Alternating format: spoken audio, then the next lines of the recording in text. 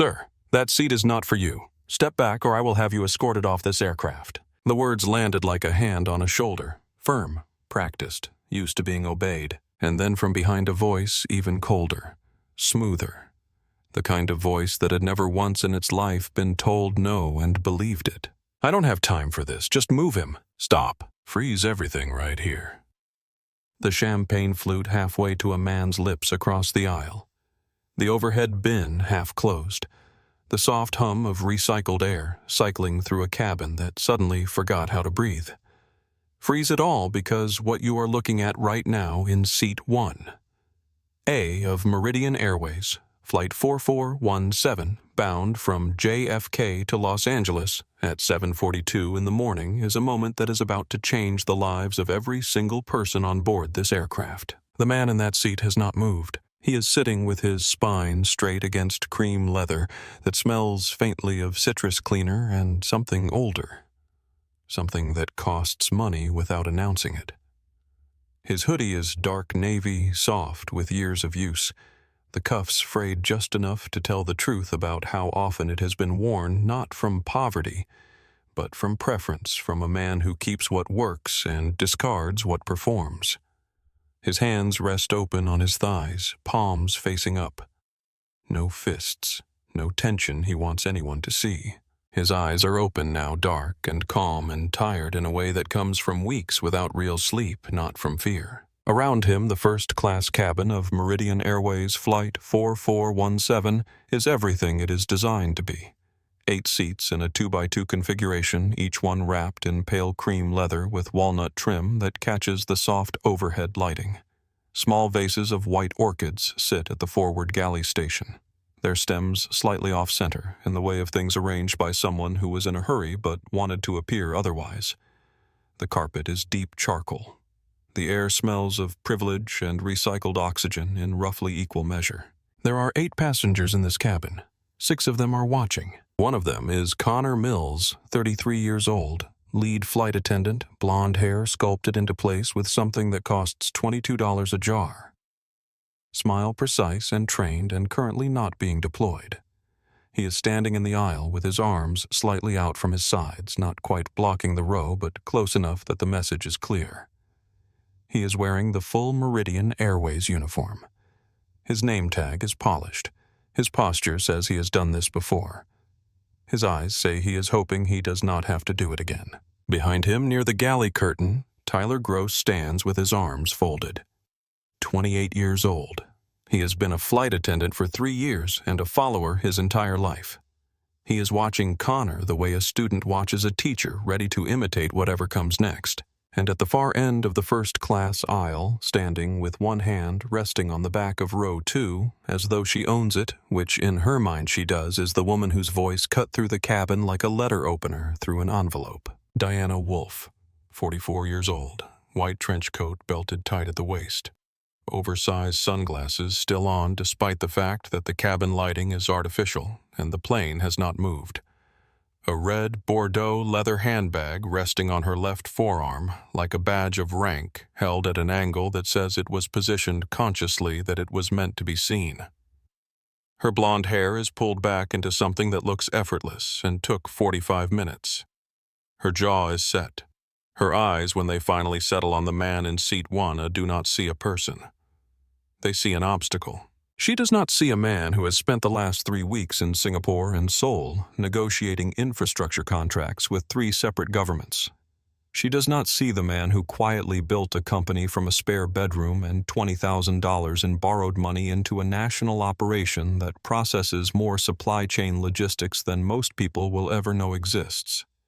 She does not see a man whose name is on a contract with Meridian Airways worth $340 million up for renewal in 60 days. She sees a hoodie, she sees sneakers, she sees a problem in her seat. Occupied, she had said the word small and sharp and deliberate.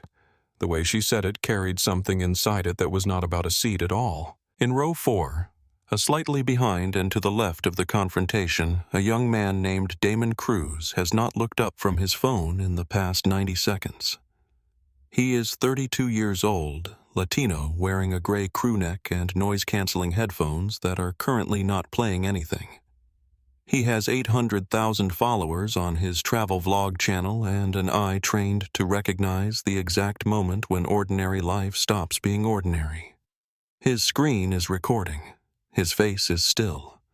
His thumb has not moved from the record button since Diana Wolf walked through that cabin door. Before we go any further, let me ask you something.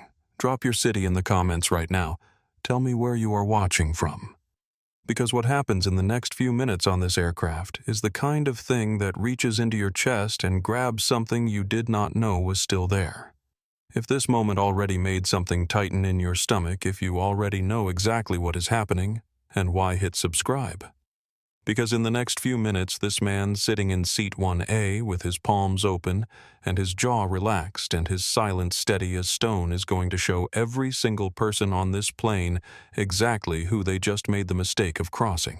Let's go back 20 minutes earlier. The rain had been working on Terminal 4 at JFK since before dawn, a low gray percussion against reinforced glass that matched the weight behind Marcus Hale's eyes. He stood alone near Gate B-22, backpack slung over his left shoulder, watching the ground crew move across the wet tarmac in yellow safety vests, their movements practiced and unhurried despite the weather. He had always liked that. People who did the work without announcing it. At 47, Marcus Hale had mastered the specific art of being invisible when it suited him. And this morning it suited him very well. 3 weeks in Asia.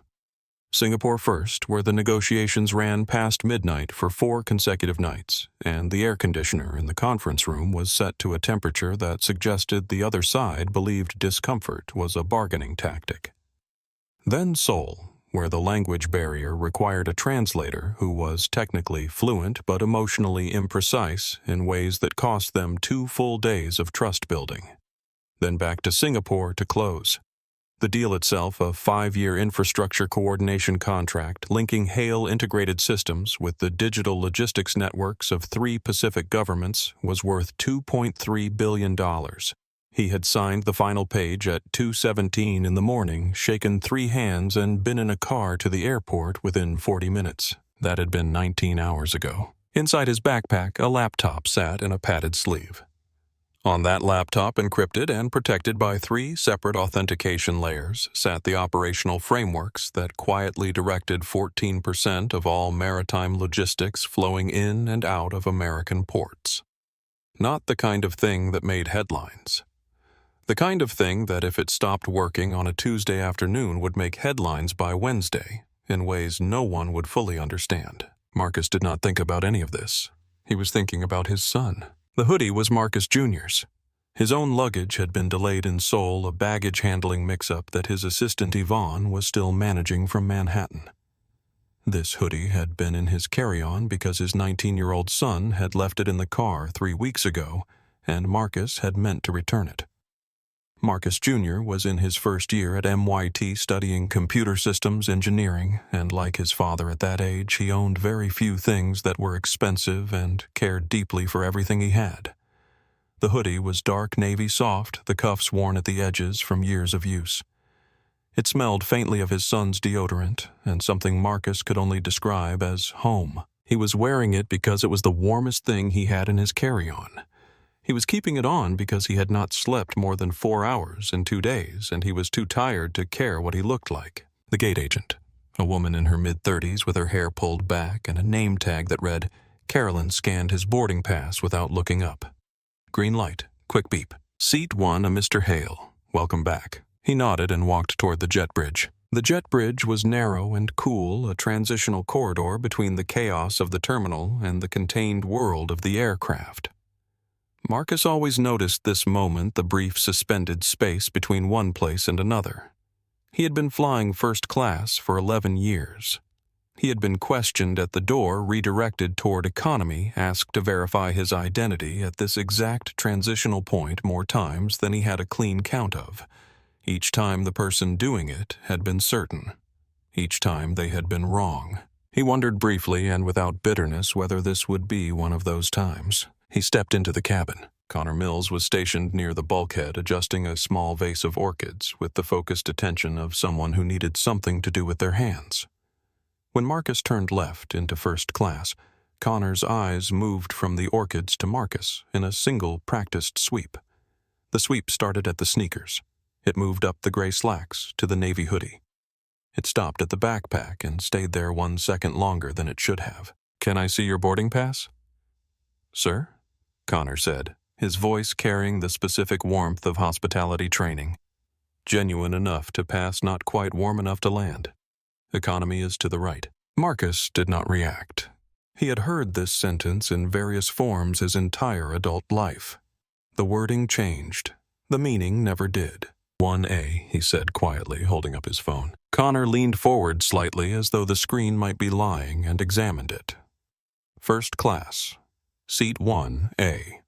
Purchased at full fare. Diamond Elite Plus status."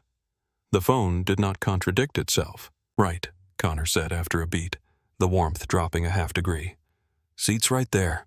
Overhead bins are reserved for standard carry-on size." His eyes moved to the backpack again. "It'll fit," Marcus said. He stowed it effortlessly, settled into seat 1A, and closed his eyes. The leather was cool against the back of his head. The cabin hummed with the low, professional sound of pre-departure preparation. For 4 minutes there was nothing but that. Then somewhere near the front of the jet bridge, the sound of heels. Sharp. Fast. A staccato rhythm that did not slow as it entered the cabin, the pace of someone who did not adjust their speed for shared spaces because they had never learned that other people's spaces mattered. Marcus kept his eyes closed for 3 more seconds. He had learned early, at an age when the lessons were still sharp, that the most effective response to being underestimated was not anger and not performance. It was patience. It was letting people show you exactly who they were before you decided what to do with that information. At 23 years old, he had walked into the office of a venture capital firm in downtown Chicago, wearing a suit he had borrowed from his roommate 1 size too large in the shoulders, carrying a business plan he had written and rewritten 7 times. The woman at the reception desk had looked at him for a moment, then past him, then at the clipboard in her hand. "Are you here for the maintenance crew?" she had asked. He remembered the way the room smelled, coffee and carpet cleaner. He remembered the slight tilt of her head, genuinely confused, not malicious, which was somehow worse. He had smiled and told her his name and the name of the partner he was there to meet. She had found it on the list and looked back at him with an expression he had catalogued and filed away, the recalibration face. The micro moment when someone's assumption meets the truth and has to update itself without acknowledging the assumption ever existed. He had not gotten the funding that day. He had gone home, made a pot of coffee, and added 40 pages to the business plan. 24 years later, the firm that turned him down that morning now used Hale integrated systems to manage the logistics backbone of 4 of its largest portfolio companies. They had never acknowledged the connection. He had never needed them to. He thought of none of this consciously as he sat in seat 1A with his eyes closed. It was simply the sediment of his life settled at the bottom and forming the stillness above it. He heard the heels stop. He opened his eyes. She was standing in the entrance to first class, like someone arriving at a party that had started without permission. Diana Wolfe, 44 years old, wore the trench coat belted so precisely it looked architectural. The sunglasses were still on. The red Bordeaux bag rested on her forearm at the exact angle it had rested for every flight she had taken in the past 6 years. Which was to say twice a week on average. Which was to say Diana Wolfe had boarded approximately 600 flights in that time and never once adjusted her expectations to match reality. Reality in her experience adjusted itself to match her. She did not look at Connor immediately. She looked at seat 1A. Then she looked at the man in seat 1A. Then she looked at Connor. "My seat," she said. 2 words. Flat. The way you say it when you have already decided there is no discussion. Connor's posture shifted almost imperceptibly, the way a compass needle moves when the magnetic field around it changes. He had worked this route for 3 years. He knew Diana Wolfe's name before she boarded. He knew her Diamond Elite status, her standing coffee order, her preference for the window, her history of complaints when those preferences were not met. The standing note in her passenger profile added 2 years ago by a supervisor whose name no longer appeared in the company directory read, "Priority Accommodation. Handle proactively.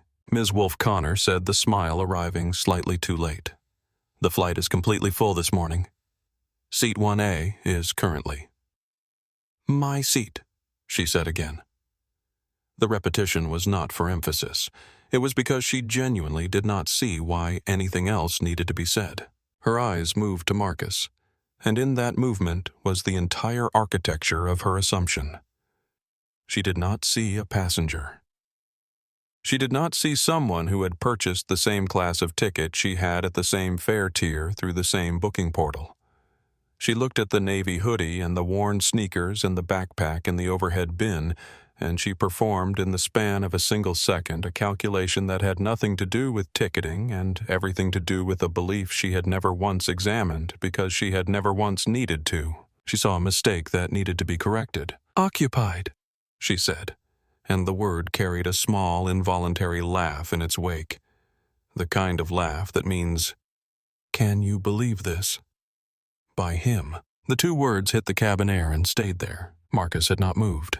His hands were still open on his thighs. He looked at her with the expression of a man who has heard a sentence like that in so many different rooms that it no longer has the power to wound him. What it had the power to do, what it had always had the power to do, was to clarify. Every time someone said something like that, they handed him a piece of information he could use. He filed it away.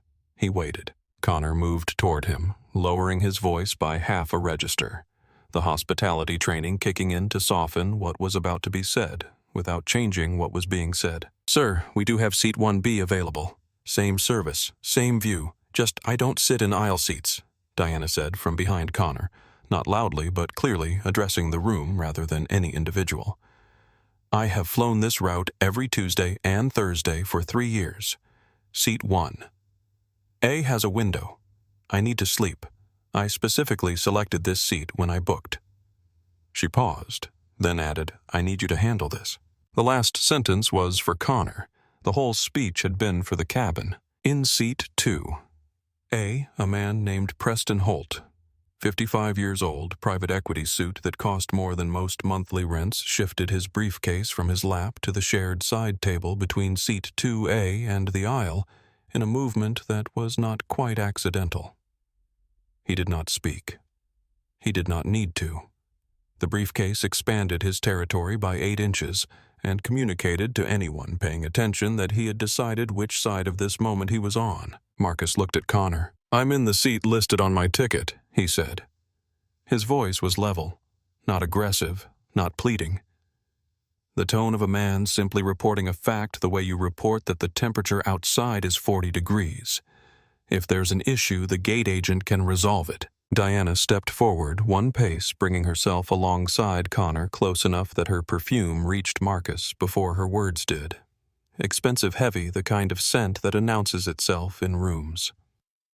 She leaned slightly forward and spoke in the lowered voice of someone who believes they are being generous. Listen, I don't know if this was an upgrade error or miles you put together over time. I don't know your situation, but I pay full fare. I am a Diamond Elite member. I know James Okafor personally. We've had dinner. She paused, letting the name land. So do yourself a favor. Pick up your bag, walk to the back, and let's all move on before this becomes something embarrassing for everyone. A breath moved through the cabin. The man across the aisle held his champagne flute very still. Marcus turned his head slightly and met her eyes. The only thing embarrassing here, he said quietly, is the assumption. Diana recoiled 1 millimeter. Not from fear, from surprise. In 44 years of life, very few people had spoken back to her in that tone, and the ones who had were people she considered her equals, which was a category she had not yet placed this man in. Her jaw tightened. Connor, she said, dropping even the pretense of addressing Marcus directly. Handle this. Connor straightened. The calculation in his eyes ran its course in under 2 seconds. On one side, a man in a hoodie with a valid ticket. On the other, a Diamond Elite passenger whose profile said, handle proactively, who had just invoked the name of the company's COO, whose displeasure had consequences he could trace and measure. The math to him was simple. Sir Connor said, his voice losing the warmth entirely now, something harder underneath it. There appears to have been a system conflict with the reservation. Given Ms. Wolf's standing with our carrier, I'm going to need you to relocate. We can offer you seat 1B, or, if you'd prefer, we have an Economy Plus seat available with additional legroom. I paid for this seat, Marcus said. Still calm, still still. I will not be moving. Diana made a small sound, not quite a laugh, not quite contempt. Somewhere between the two, which is where her most cutting expressions lived. $7,000, she said, repeating the number back as though it were a punchline. Please. You don't look like someone who even owns a credit card. Something moved through the cabin at that. Not sound, exactly. More like a shift in atmospheric pressure, the way air changes before weather arrives. In row 4, a Damon Cruz's thumb adjusted the angle of his phone without the rest of his body moving at all. Near the galley curtain, Sophia Reyes, 29 years old, junior flight attendant, Meridian employee for 4 years, stood very still with a beverage tray in both hands. She had heard everything. Her eyes moved between Diana and Marcus, and then to Connor, and the expression on her face was the expression of someone watching a fire start and knowing exactly where the accelerant was stored. Connor's voice shifted again, harder now, the hospitality training fully abandoned. Sir, you are becoming disruptive. Marcus reached for his phone in his jacket pocket. A single deliberate movement. Connor took one step forward. Do not. I'm not doing anything, Marcus said, and the quietness of his voice in that moment was the quietest thing in the cabin. I am not raising my voice. I am not threatening anyone. I am sitting in the seat I paid for. He looked up from the phone and held Connor's gaze with something that was not anger and not defiance. Something older and more settled than either of those. You need to decide very carefully what you do next. Diana spoke before Connor could. I feel unsafe. He's threatening me. The word threatened fell into the room and occupied it completely. Connor squared his shoulders. Whatever uncertainty had been flickering in him went out. Sir, final warning. Stand up now or I will have the captain remove you as a security risk. Marcus studied Connor's face for a long moment. Saw the fear there. The weakness disguised as authority.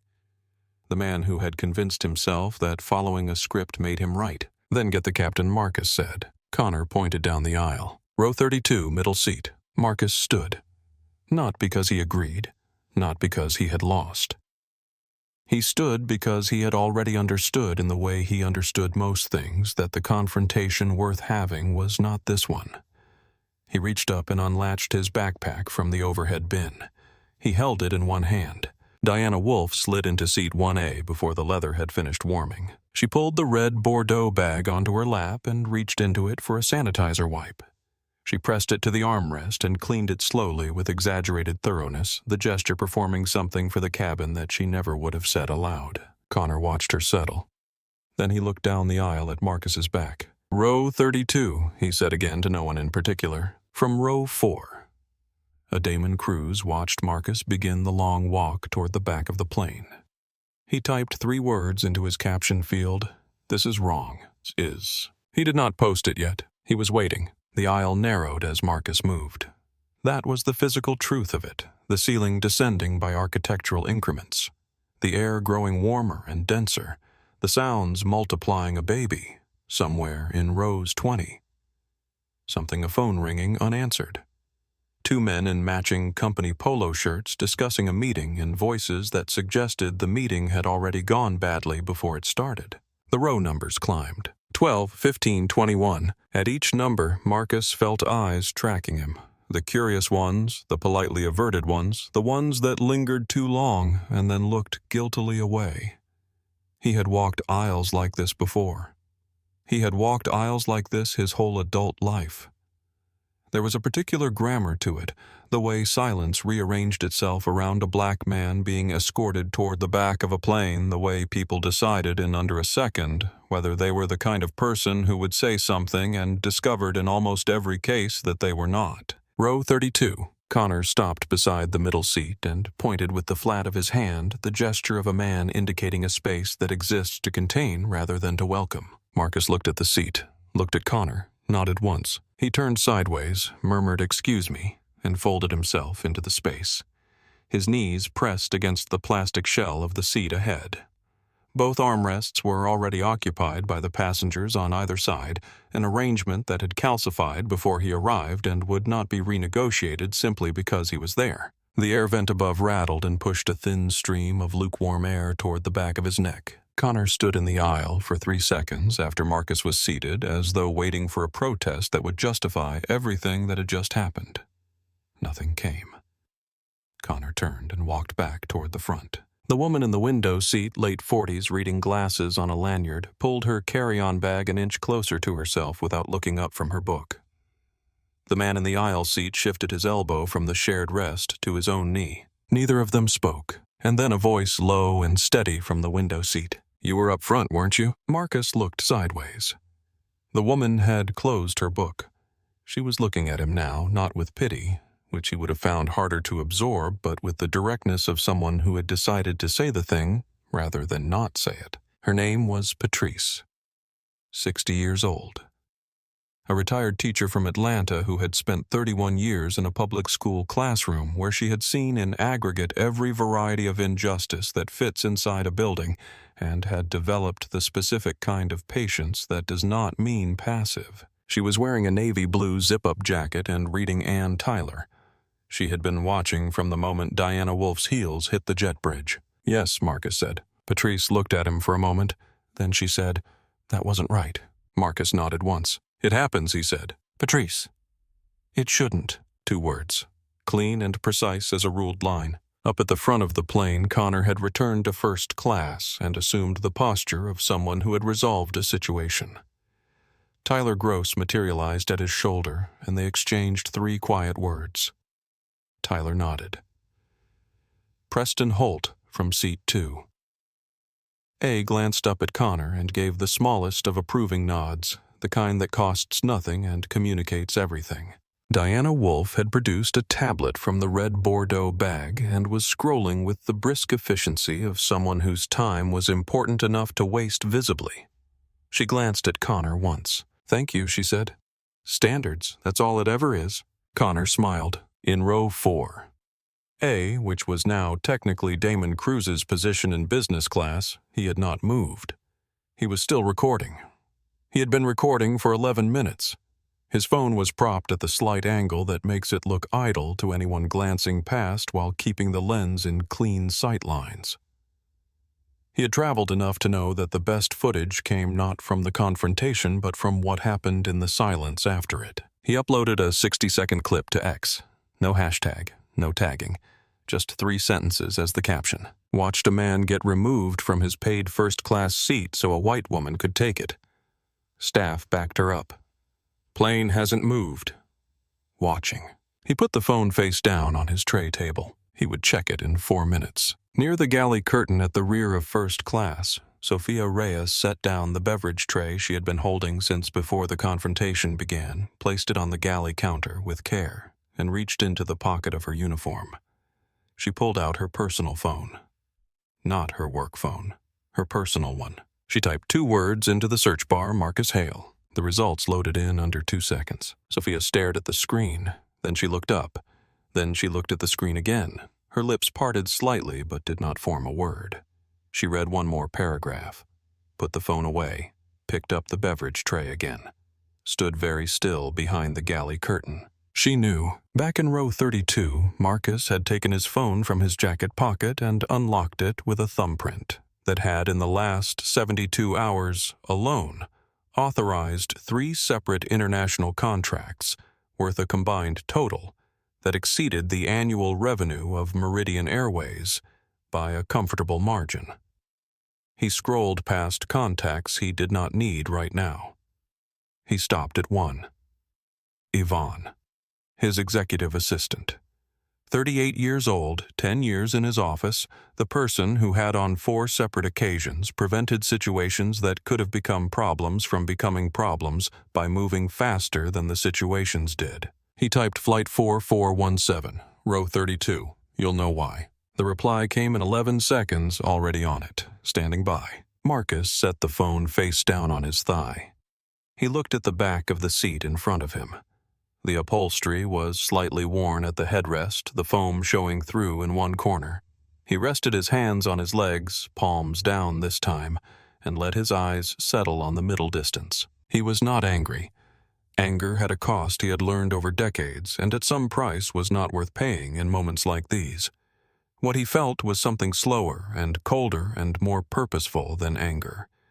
He felt the particular clarity that comes when something you have expected finally arrives, and you understand that you were right to expect it, and right to prepare for what comes after. He thought about his son, Marcus Jr., 19 first year at MIT, who texted his father every night before 11 because that had been the rule since he was 12 and neither of them had broken it yet.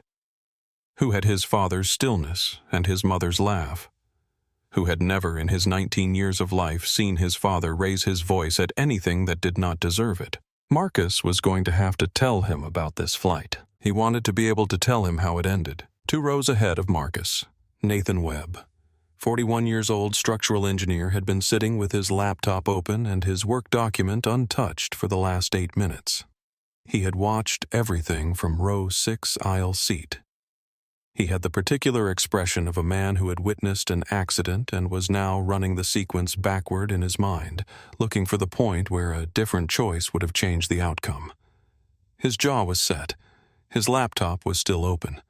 He had not typed a single word since Marcus walked past him. He closed the laptop. He looked forward. He looked at his hands.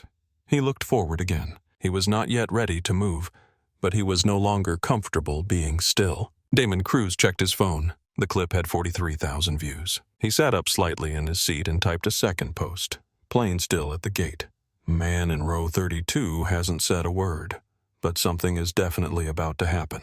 He posted it, put the phone back on the tray table, and looked at the forward galley. He was right. The boarding door was still open. Somewhere forward, a chime sounded that was not meant for passengers. The internal language of the aircraft, the coded shorthand of departure procedure beginning to unspool. Marcus sat in row 32 and let the sounds of the economy cabin settle around him, the compressed nearness of bodies in proximity. The small negotiations of space elbows and shoulders and knees reaching their unspoken treaties. A child 2 rows back asking the same question 3 times without getting a different answer. The particular low-register anxiety of people who were about to be 35,000 feet in the air and had not fully made their peace with that. He had sat in economy hundreds of times before the company reached the altitude where he no longer had to. He had sat in middle seats and window seats, and the seats directly in front of the lavatories, where the smell reminded you constantly that you were in a sealed vessel with 200 other human beings. He had never once believed that his value was determined by which seat he occupied. What he had believed from the age when belief forms and settles in the bones was that dignity was not a question of location. It was a question of how you moved through a room, and he had spent his entire adult life moving through rooms in a way that required nothing from anyone around him. No acknowledgement, no confirmation, no permission. He had not asked for those things. He had simply built a life that made them irrelevant. The plane, however, had not gotten that particular message. Patrice beside him had gone back to her book, but was not reading it. He could tell by the way her eyes had not moved in 90 seconds. She was listening to the cabin the same way he was registering it. He looked at the seat-back pocket in front of him, at the safety card tucked inside, at the fold lines worn into it from being opened and folded and returned too many times by too many hands. He traced the sequence of the morning, the gate agent at B-22, the jet bridge Connor's eyes on the hoodie, the measured assessment, the choice that followed. The architecture of the assumption laid out in steps, each one ordinary by itself, each one adding to something that assembled was neither ordinary nor acceptable. And then without planning it, without willing it, his mind moved backward. 21 years earlier. A Thursday morning. A shuttle flight from Chicago to Dallas, his first ever on a company ticket paid for by a man named Gerald Turner, who had taken a chance on him at a logistics startup that no one had heard of yet. Marcus was 26. He had the window seat in row 4. He had pressed his face against the glass on takeoff and felt something he had never felt before. A specific species of freedom, the kind that comes when the ground you have been working on falls away, and the distance gives you perspective. 40 minutes into the flight, the drink cart came. He asked for orange juice. The attendant handed it to him and then, without pausing, pulled the cart back before offering the rest of the row. An accident, probably. A moment of inattention. He had held his orange juice and looked out the window and decided consciously that it was not worth the cost of his composure. That was not this morning. This morning was not an accident. Nothing about this morning was inattention. Every choice made in first class had been deliberate. The look, the relocation, the sanitizer wipe on the armrest, the words chosen, and the ones left in the air to imply themselves. Every piece of it was constructed from a belief so embedded in the people enacting it that they did not recognize it as a belief at all. They recognized it as common sense, as procedure, as the natural order of a premium cabin. Marcus closed his eyes for a moment, not to rest, to think. He was going to need Yvonne to contact James Okafor directly, not through the usual channels, not through the corporate scheduling assistant or the executive secretary whose job was to filter exactly this kind of contact. Directly. His personal cell. The number Marcus had for Okafor, because they had spent 4 hours on a tarmac together in Denver 2 winters ago during a ground stoppage, and by the end of it, they had exchanged numbers the way men do when they have established in the compressed time of a shared inconvenience that they are the same kind of person. Okafor was not on this flight. He was if Marcus had his schedule right in the Meridian executive offices at JFK, which was a 12-minute walk from gate B-22. He pulled out his phone again and typed to Yvonne call Okafor direct. Not his office, his cell. Tell him which seat I'm in. He'll understand. Yvonne on it.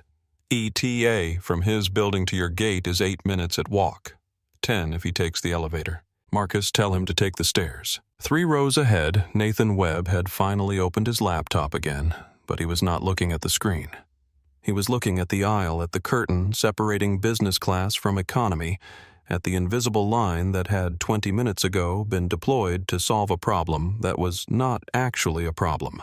He made a decision, stood from his seat, walked toward the economy aisle. He stopped at row 32, looked at Marcus. I'm in row 6, he said.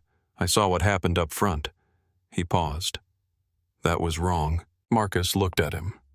The kind of look that does not reward performance but also does not refuse sincerity. Yes, Marcus said. It was. Nathan stood there for a second more as if expecting something more to be asked of him. Nothing was. He nodded once and walked back to row 6. Patrice watched him go. Then she looked at Marcus. He needed to say it, she said. I know, Marcus said. Did it help? He thought about it honestly. It started to, he said. Up in first class, Diana Wolf had produced a pair of wireless earbuds from the red bag and was fitting them into her ears with the focused attention of someone who had decided the current situation was resolved, and all that remained was the inconvenience of a delayed departure. She had reclined the seat 2 inches not to its full position, just enough to establish that she was settling in, that this was now her space. Connor brought her a glass of champagne she had not requested, which was how he communicated that he understood what the morning had required and that he was grateful for her patience. Thank you, she said, not looking up from her tablet. Of course, Ms. Wolf. We should be pushing back within the next few minutes. She scrolled. Standards, she said almost to herself. It really isn't that complicated. Connor stood at the galley entrance, posture restored. Tyler Gross behind him was resetting the drink cart. Preston Holt had returned to his newspaper. The cabin had reassumed its pre-departure equilibrium, the kind of quiet that follows the resolution of something that most of the people in the room had decided was not their problem. But the cabin was not actually in equilibrium. It was in the specific false stillness that precedes a shift. The kind that, if you knew how to read it, was louder than noise. The man in seat 3B had not touched his pre-departure drink. He was looking at the window. The woman in seat 3A had folded her hands in her lap and was looking at them. No one in first class was making eye contact with Diana. Not from hostility, at least not yet. From the discomfort of people who had watched something happen and chosen to let it, and were now living in the gap between what they had permitted and what they believed about themselves. Near the galley curtain, Sophia Reyes was not resetting anything. She was standing with both hands pressed flat against the galley counter, looking at the back of Connor's head and doing something she had not done in 4 years of working this airline, deciding which choice she was going to live with. 4 years of watching. 4 years of knowing exactly what the unwritten rules were, the ones that lived in the margins of training documents and the silences of pre-flight briefings, the ones that meant when a passenger from a certain demographic walked into first class alone, dressed in a way that read as informal, you applied an extra layer of scrutiny that you did not apply to others, and you called it attentiveness. You called it service. You called it protecting the premium experience. She had followed those rules because she had needed the job, because the health insurance was non-negotiable, because her mother's arthritis medication cost $400 a month, and the math was simple. She had followed them because it was easier than the alternative. She took out her personal phone, opened the search results she had found 20 minutes ago, read it again. A profile piece from a business publication 18 months old with a headshot that confirmed what she had already suspected. Marcus Hale, founder and CEO of Hale Integrated Systems. Net worth estimated at $4.2 billion. One of the architects of the National Port Logistics Modernization Project. Currently in negotiations with 3 Pacific governments. She read the last line of the profile again. Hale is known for conducting unannounced site visits and operational audits of partner companies, preferring to observe how systems function when they believe they are not being watched. Sophia put the phone away. She looked at Connor, who was accepting quiet congratulations from Tyler, who had never once in 3 years formed an independent opinion about a passenger. She looked at the galley counter, at the beverage tray, at the routines of the job that had kept her quiet for 4 years. She picked up a notepad and a pen from the counter, small ones, the kind used for meal orders. She wrote something on it, quickly folded it once, and put it in her apron pocket. Then she walked through the economy curtain. Connor did not notice her leave. Diana's phone buzzed. She looked at the screen. An unknown number. She dismissed it. It buzzed again. She dismissed it again. A third buzz, this time a text. Ms. Wolfe. This is Yvonne Harris from the office of Marcus Hale. Mr. Hale requests that you verify your stated connection to James Okafor before this aircraft departs. Please respond at your earliest convenience. Diana read the message twice. Her brow tightened in the way it did when she encountered something that did not fit inside her model of how the world operated. She typed back, "Who is Marcus Hale?" No reply came. She put the phone on the armrest and picked up her champagne. She took a sip and looked at the seatback screen, and in the reflection of the dark glass she could see faintly her own face. Sunglasses off, now resting on the top of her head. She had not put them back on since the confrontation. A small thing. But the cabin, if anyone had been paying attention to small things, might have noticed that the confidence with which she had entered had developed in the past 15 minutes a slight hairline fracture. She was not the kind of person who noticed hairline fractures until they became walls. Before we go any further, I need to stop right here. Because if you are watching this right now, if you are sitting wherever you are sitting, and you have felt the temperature of this story rising in your chest, if you have found yourself thinking about every time you or someone you love was moved out of a space you belonged in, told in some language, spoken or unspoken, that you did not fit, I want you to do 3 things right now. Drop your city in the comments. We want to know where in this world you are watching from. Hit the subscribe button, because what happens next on Flight 4417 is the kind of moment that reminds you why patience is not the same thing as surrender. And share this video with one person today. One person who needs to hear what happens when a man decides to let the truth do what anger never could. Because Marcus Hale has not raised his voice. He has not made a scene. He is sitting in row 32, hands open on his thighs, and the storm he is about to walk back into is not one he created. But it is one he is perfectly prepared to survive. Now back to the story. 31,000 feet below where the aircraft sat at Gate B-22 in a Manhattan office building, 12 minutes from the terminal by foot, Yvonne Harris was already 3 steps ahead of where most people would have been. She had pulled the Meridian Airways executive directory the moment Marcus's first text arrived. She had cross-referenced it against Marcus's personal contact list. She had found James Okafor's direct cell number in under 90 seconds, because Yvonne had been doing this job for 10 years, and the defining quality of those 10 years was that she did not lose time to uncertainty. She dialed. The line rang twice. Okafor. Mr. Okafor. This is Yvonne Harris calling from Marcus Hale's office. Mr. Hale is currently on Meridian Flight 4417 departing from Gate B22. He is sitting in row 32 middle seat. He was removed from seat 1A. She paused to let that land. I thought you should know before the aircraft pushes back. A silence that lasted 3 full seconds. Say that again. Row 32. He purchased seat 1A at full diamond fare. He was moved by your lead flight attendant to accommodate another passenger. The sound of a chair being pushed back from a desk. The kind of sound that chairs make when they are pushed back with intent rather than comfort. Which gate? B22. You have approximately 8 minutes. Tell him I'm coming. I'll tell him. Yvonne ended the call and sent Marcus a single text. He's moving. 8 minutes. Inside the aircraft, Connor Mills made his standard pre-departure intercom announcement. Ladies and gentlemen, we are waiting on final departure clearance and should be pushing back shortly. Please ensure your carry-on items are stowed and your seatbelts are fastened. Thank you for your patience. Diana looked at her watch. In row 32, Marcus received Yvonne's text. He read it once, set the phone face down on his thigh, looked at the seat back in front of him. Patrice noticed. Someone coming, she asked. Yes, Marcus said. Someone important. Marcus thought about how to answer that. Someone with a key, he said. 2 rows ahead, Nathan Webb had reopened his laptop but had navigated away from his work document. He was reading Damon Cruz's second post. The comment section had already grown past what was scrollable. He looked up from the screen forward in the direction of first class. He thought about the 12 seconds in which he could have said something when Marcus walked past him and chose instead to watch. He was done watching. Damon Cruz checked his phone again. The first clip, 200,000 views. The second post, 60,000 in 11 minutes. A reporter from a national publication had sent him a direct message. Are you on that flight?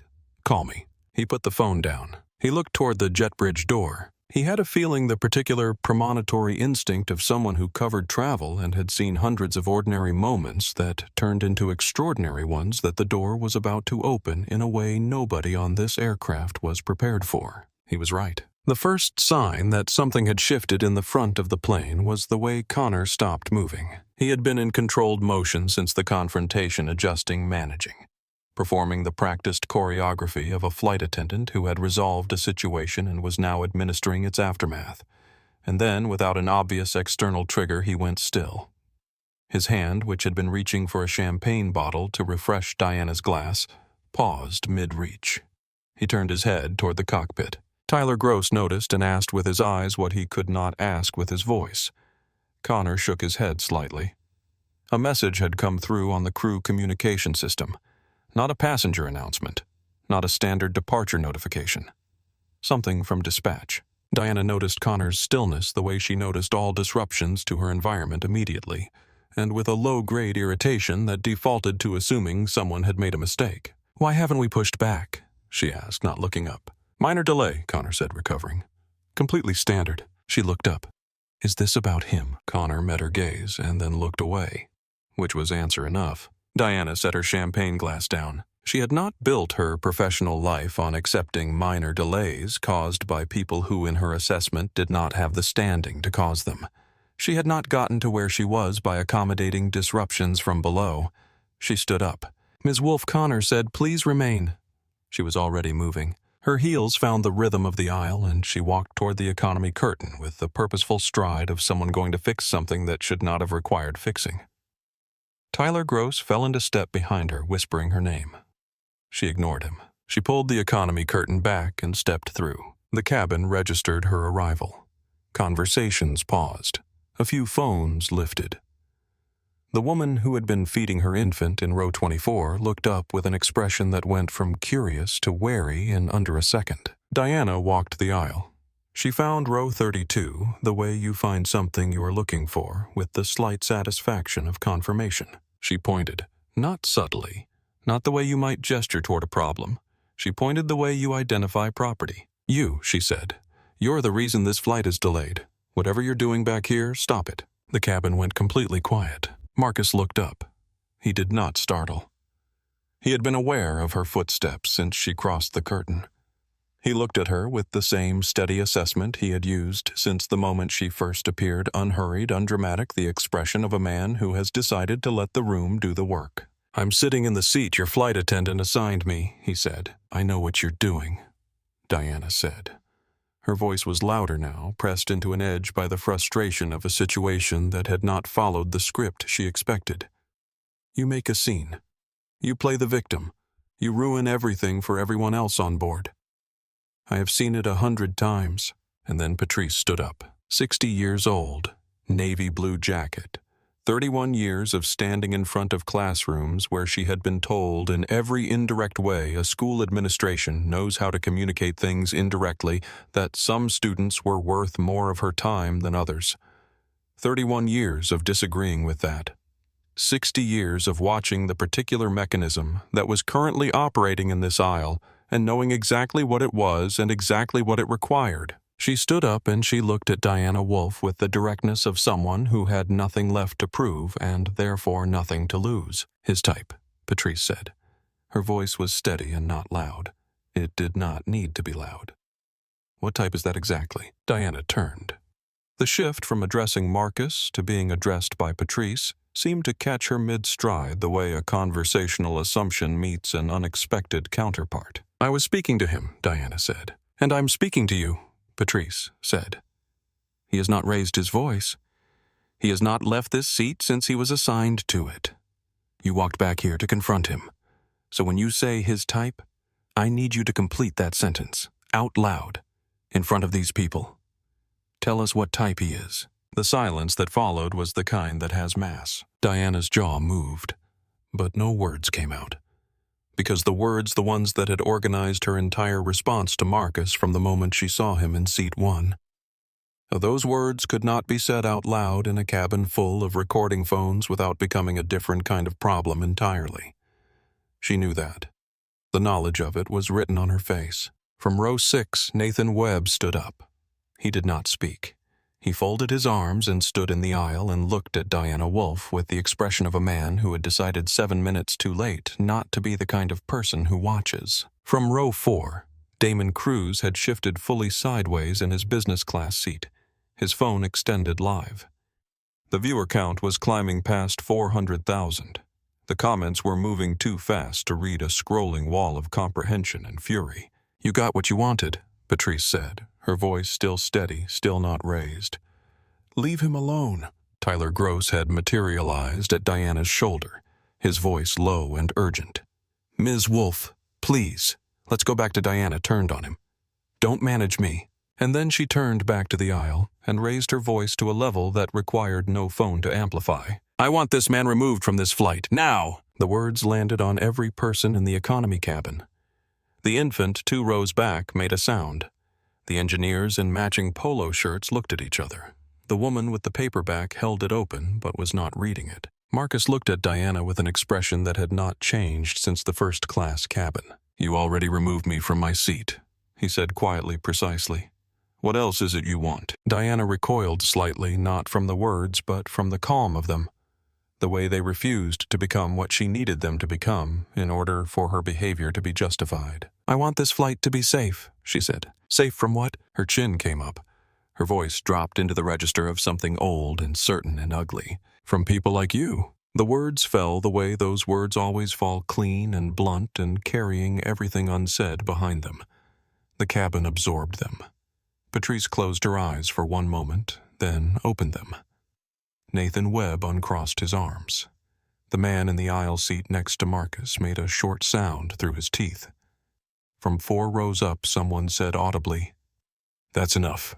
Connor appeared at the economy curtain, face-paled eyes tracking the phones, reading the situation with a speed that was too late to be useful. "Ms. Wolf," he said, his voice stripped now of all training, just urgency. "Please, come back to the front." But Diana had not finished. She turned to Connor and said in a voice that was trying to recover its authority and failing, "Get him off this plane right now, or I am calling James Okafor myself." Connor looked at Diana. Then he looked at Marcus. Then he looked at the phones. He saw in the aggregate of those three things the exact shape of the mistake he had made and had been building on with every choice since. He looked at the economy curtain and realized with the particular clarity of someone who can no longer manage a situation that he had run out of moves. At that precise moment, the jet bridge door at the front of the aircraft opened. Not a gate agent, not security. A man in a dark navy suit tie, not yet fully knotted, moving with the controlled urgency of someone who had been running for 8 minutes and was not showing it. James Okafor was 49 years old. He had been with Meridian Airways for 14 years, the last 6 as chief operating officer. He was Nigerian-born, Chicago-raised, and had spent the better part of 3 decades in an industry that rewarded precision and punished sentiment, which had taught him to be both precise and, when precision was not enough, something more. He was not a man who ran. He was a man who moved with intent at a speed that made running unnecessary. And so when he walked through the jet bridge door and into the Meridian 4417 first-class cabin, the effect was not of someone arriving in a panic, but of someone arriving with a decision already made. Connor saw him first. The color left his face in the particular way that blood leaves the extremities when the body receives news that the mind has not yet fully processed. "Mr. Okafor." Okafor did not look at Connor. He looked down the aisle in the direction of the economy curtain. "Mills," he said. One word. The tone of it closed the conversation that Connor had been about to open. Preston Holt looked up from his newspaper. Diana, still standing at the front of the economy section with Tyler Gross at her shoulder, registered the sound of new footsteps and turned. She saw the badge. She saw the face.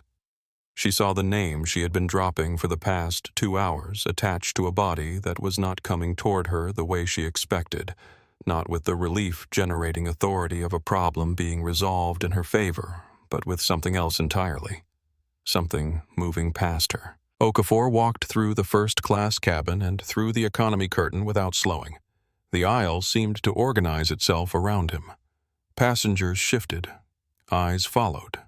Damon Cruz, who had been live for 11 minutes, tilted the camera to follow the movement, and 400,000 people watched a man in a dark suit walk through an economy aisle with the quiet inevitability of weather. He stopped at row 32. Marcus looked up. For a moment only those 2 men existed in that aisle. Okafor stood before him, straightened the half-knotted tie with one hand, and lowered his chin by exactly the degree that constitutes a bow of genuine acknowledgement. "Marcus," he said. His voice was not loud. Every person in a 10-row radius heard it. "I am deeply sorry." The cabin inhaled. Patrice, beside Marcus, pressed both hands flat on the seat back in front of her, steadying herself against a feeling she had not expected to have in an economy cabin at 7:58 in the morning. Nathan Webb, standing in the aisle 3 rows up, put a hand on the headrest beside him. Damon Cruz watched the viewer count break 1 million. Marcus stood. Not dramatically. He stood the way he had sat with the same unhurried deliberateness that had characterized every movement he had made since boarding this aircraft. He was no taller than Okafor. He did not need to be. He took Okafor's extended hand and shook it, once, firm. "James," he said. Okafor kept his grip for an extra second. "This should not have happened," he said. "Not on this aircraft, not to you, not to any passenger on any Meridian flight.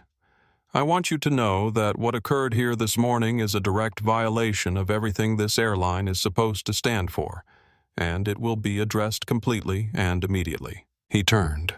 He turned the way a man turns when he has been clear about what happens next and is now implementing it. Diana Wolfe was standing at the economy curtain with her hands at her sides and an expression on her face that had not yet completed its migration from confusion to comprehension.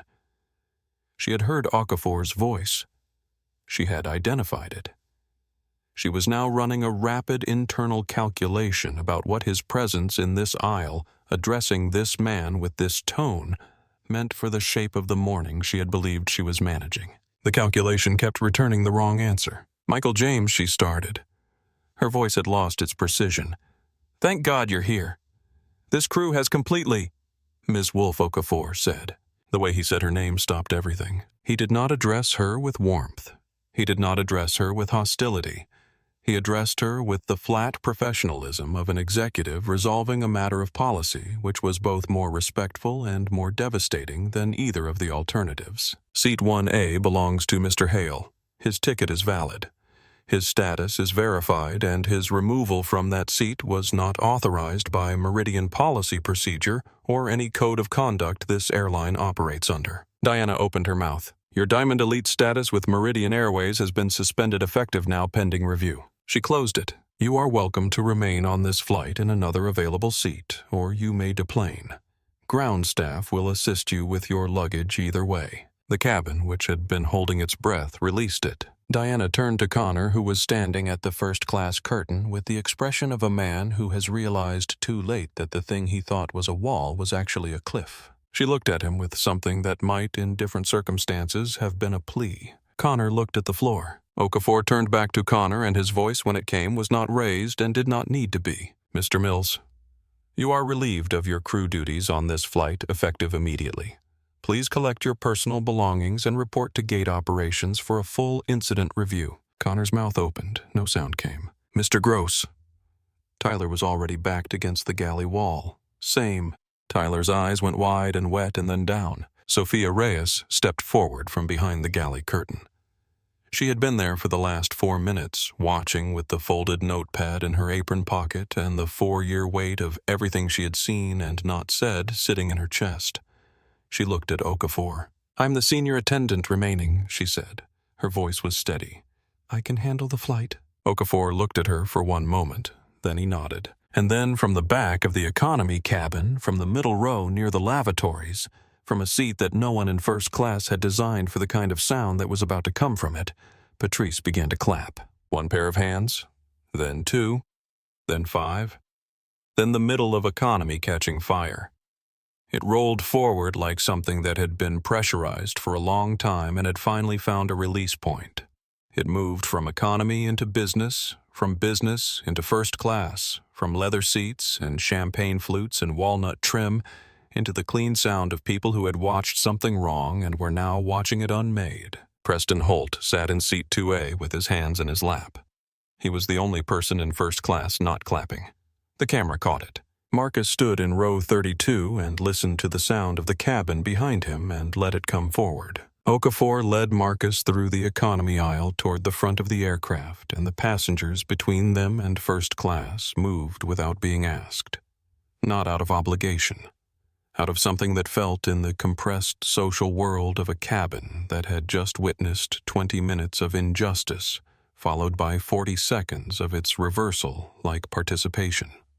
Like being part of the right side of a story. Marcus walked with his backpack held in his right hand. He did not look left or right.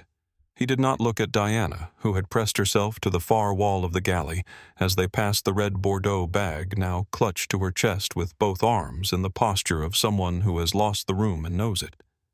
He did not look at Connor, who was standing near the front galley with his jacket half unzipped, the polished name tag catching the overhead light one final time before it lost its context. He looked forward. He turned left at the front of the aircraft. Seat 1A. The leather was cool. The cream upholstery had the slight compression of a seat that had been recently occupied and then vacated in a hurry.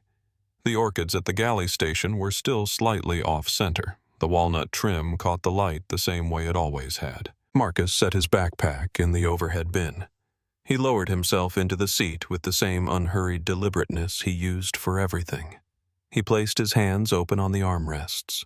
He looked out the window at the gray tarmac at the ground crew in yellow vests moving with practiced purpose through the morning mist.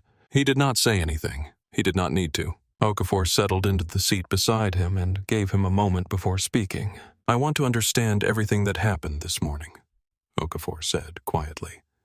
Not for the review. For me. Marcus looked at the window for another second.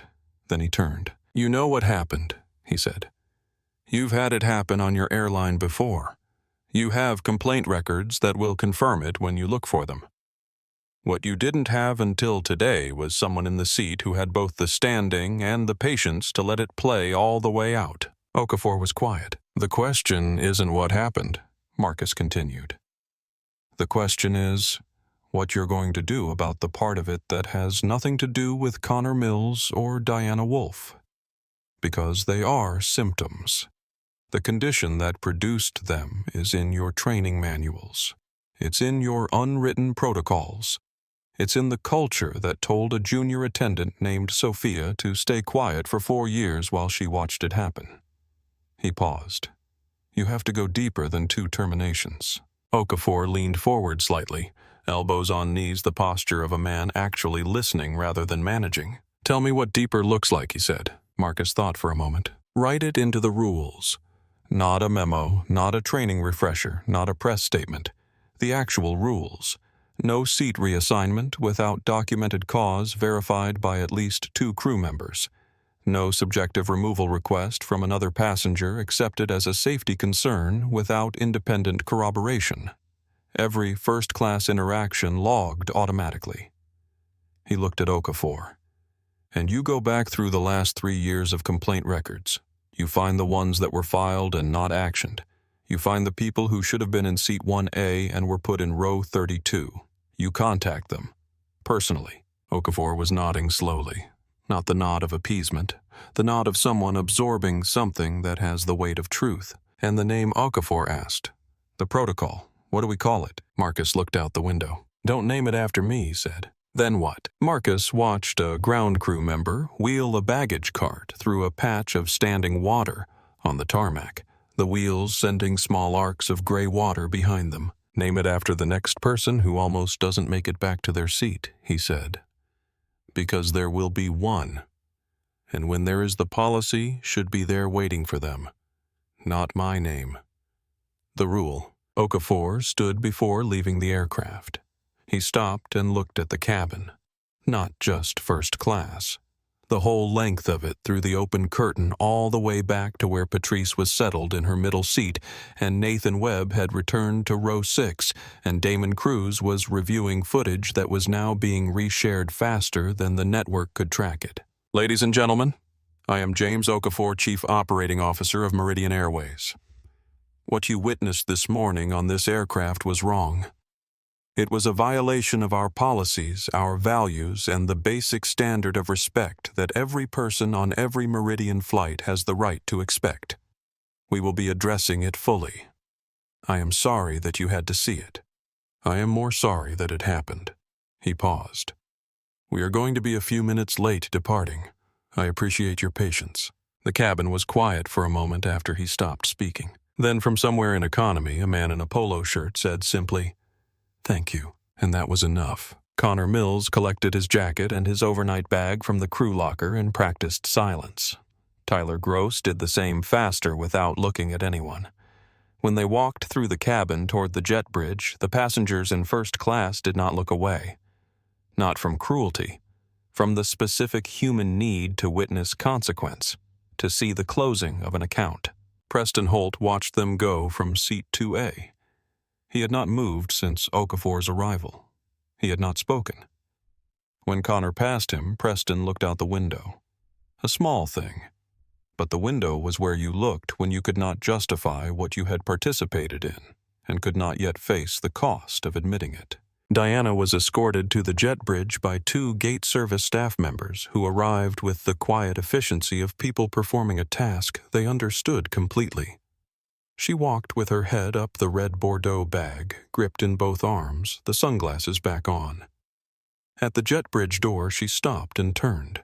She looked at Marcus in seat 1A. He did not look back at her. After a moment, she walked through the door. The door closed behind her, in row 4. A Damon Cruz looked at his phone. Then he looked up. Then he looked at the screen again. 1.4 million views. He put the phone down on the tray table. He looked at the front of the cabin at the back of Marcus's head in seat 1A at the window beside him, framing a strip of gray sky and tarmac. He had been covering travel and airline stories for 6 years. He had filmed delays and arguments and service failures and occasional moments of unexpected grace. He had never in 6 years filmed anything that felt like this. Not like drama. Like something being corrected. Like a record being set straight in public by the right people in time. He did not post anything for several minutes. When he did, it was not a comment on the confrontation or on Diana or on the crew. It was a single sentence, and it said, "This is what accountability looks like when someone refuses to disappear." Sophia Reyes came by with water. She stopped at seat 1A. "Mr. Hale," she said. Her voice was quiet and direct and carried 4 years of something she was putting down. "I should have spoken sooner. I'm sorry I didn't." Marcus looked at her. "You spoke when it mattered," he said. She nodded, set the glass of water on his tray table, moved on. The engines began their pre-departure sequence. A low building sound that traveled through the floor into the soles of Marcus's feet. The lights in the cabin cycled through their departure configuration. The seatbelt sign illuminated. Captain Victor Adele's voice came over the intercom, steady and deep and without ceremony. "Ladies and gentlemen, this is Captain Adele. We have been cleared for departure. Flight time to Los Angeles this morning is 5 hours and 22 minutes. Weather en route is clear. Sit back and let us take care of you." Marcus placed his hands on the armrests. He closed his eyes. The aircraft began to move. For the first time in 3 hours, no one was reaching for his arm. 3 weeks after flight, 4417, a 47-page document, landed in Marcus's inbox from Meridian Airways' Legal and Operations team. It was not a press release. It was not a settlement communication. It was a new operational policy formatted as binding internal regulation with specific clauses addressing seat reassignment procedure, passenger removal protocol, third-party complaint handling in premium cabins, and mandatory crew documentation requirements. The language was exact. The enforcement clauses had teeth. Marcus read it twice. He replied to Okafor with 4 words. "This is a start." Okafor replied, "It's more than a start. It's a contract." Connor Mills spent 60 days on suspension and did not contest it. When his certification review concluded, he was required to complete a retraining program and was reinstated on a regional domestic route with reduced responsibilities and no premium cabin access for a minimum of 18 months. In private to a friend who asked how he was doing, he said, "I think about it every day. I'm not sure yet if that's enough." It was not enough. But it was a beginning. Diana Wolf's name remained searchable for reasons that had nothing to do with Marcus. The viral footage drew the kind of attention that draws other attention, and in the weeks that followed, her family's financial holdings became the subject of scrutiny that had been brewing in regulatory circles for 2 years and had never quite found its moment. The red Bordeaux bag was referenced in news commentary as a symbol of a specific kind of entitlement so complete it does not recognize itself. Diana did not appear in public for several months. When she did, she was quieter. The world had largely stopped waiting to find out why. Marcus found Patrice through the passenger manifest. He wrote her a letter, handwritten, not typed 4 paragraphs on cream card stock. He told her that what she had done in row 32 was not a small thing dressed up as a small thing. That the specific courage of standing up for someone you do not know in a place where standing costs you something is rarer and more important than most forms of recognized bravery.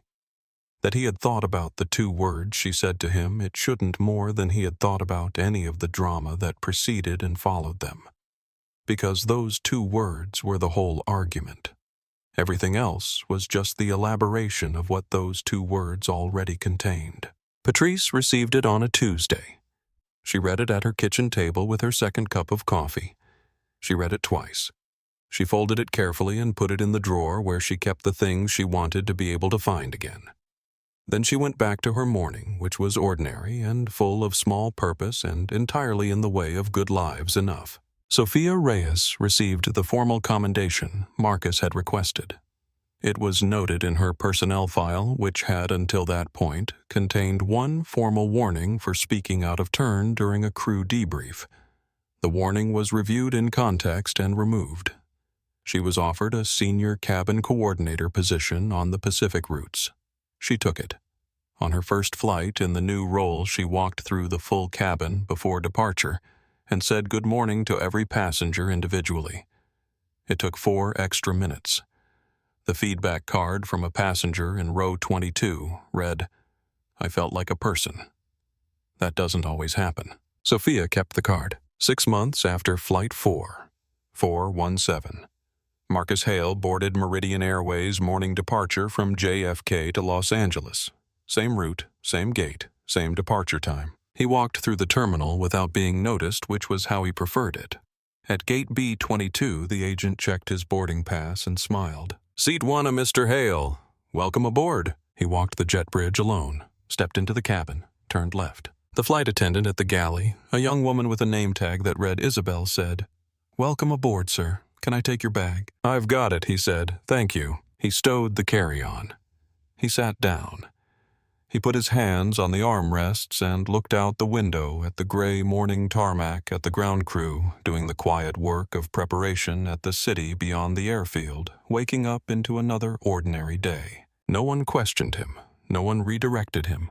No one performed a calculation at his expense. He closed his eyes. The 5 minutes of quiet he had wanted at the start of this story arrived now without drama and without announcement. The aircraft pushed back. The engines climbed. The ground fell away. Marcus Hale did not fight for seat 1A because it was premium. He fought for it because the moment you accept being moved out of a space you earned, you make it easier for the next person to be moved, and the person after them, and the one after that. He stayed because the quiet dignity of remaining where you belong, unmoved by the force of other people's assumptions, is one of the most powerful things a person can do. If you have ever been told you don't belong in a room you built your way into, this story is yours. If you have ever stood up for someone in a middle seat when it would have been easier to look out the window, this story is yours too. And if you have ever been the one looking out the window, wishing later that you hadn't, there is still time to change that. The next row 32 is somewhere.